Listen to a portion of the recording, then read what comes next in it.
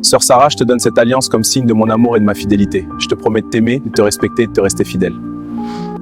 Veux-tu m'épouser? Oui, je le veux. Je t'aime. Moi aussi, pour toujours. Deutéronome 5:9, tu ne te prosterneras point devant elles, et tu ne les serviras point.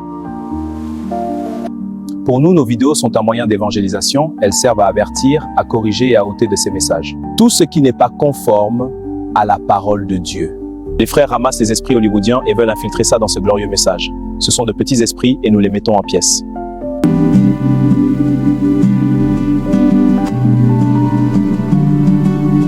Bien-aimé, l'adoration est sacrée.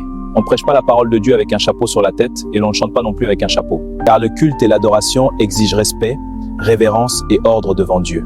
Nous avons besoin des adorateurs. Mais Jésus-Christ lui-même qui a déclaré que les vrais adorateurs adoreraient le Père en esprit et en vérité.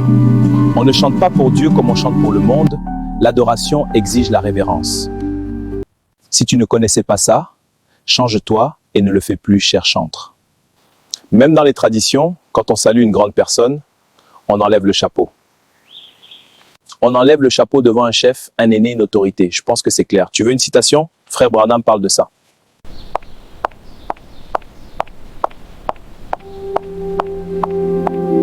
Ici, on ne vous juge point, mais on vous rappelle juste la parole.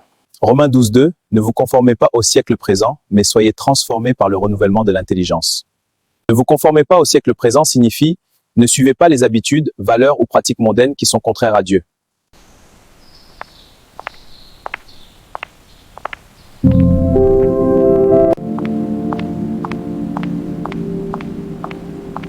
Frère Ba me dit, si vous n'avez pas de cheveux, vous devez en ajouter. Par ajouter, il parle de perruque ou de postiche. Mais ça, mes frères et sœurs, c'est la mondanité dans ce message. Et on ne doit pas en parler. Vu que ce sont des personnes qui payent bien leur dîme, toucher ça, c'est toucher la personne. Et les pasteurs sont calmes et ils sont même contre moi parce que je dis de telles choses. Dieu va vous juger un jour. Apocalypse 2:7. Que celui qui a des oreilles entende ce que l'Esprit dit aux églises.